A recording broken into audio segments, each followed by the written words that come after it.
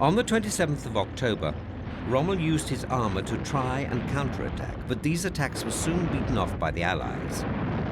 By the 2nd of November, the battle having raged for a week or more, Montgomery launched a new plan, codenamed Supercharge, a concentrated and mass effort to hit Rommel.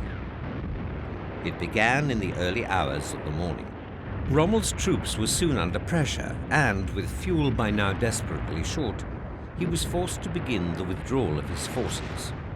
An order from Hitler told him to stand and fight to the last man, but it was too late. By the 4th of November, the 8th Army was ready to break out. Unlike a few months earlier, when Rommel had pursued Alexander's men to El Alamein, the Afrika Corps, hopelessly broken, had no other choice than to pull back. This time it was the turn of the 8th Army to do the pursuing. But this new 8th Army under General Montgomery was a much larger and much more powerful force. On the first day of Rommel's retreat, he lost a further 50 tanks with no losses to the Allies.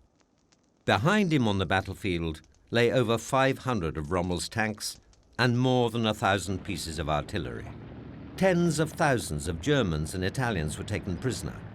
Among them von Thoma, commander of the Afrika Corps, Burckhardt, leader of the German parachutists, and no less than 8 Italian generals.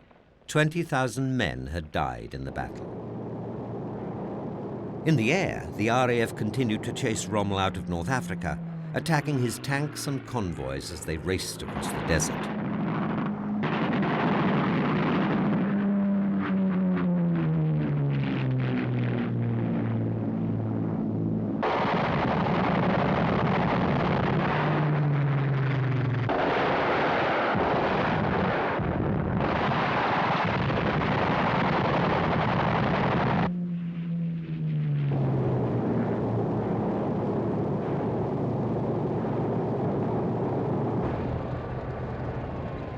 On the ground, Rommel's flimsy rearguard was crushed in the wake of the advancing Allies.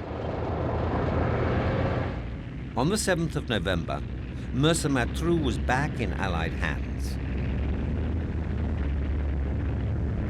By the 10th of November, the 8th Army was making its way through the twisting mountain paths of Hellfire Pass.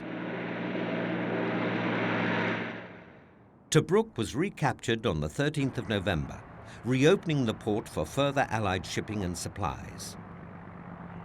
Meanwhile, Rommel continued to pull back even further.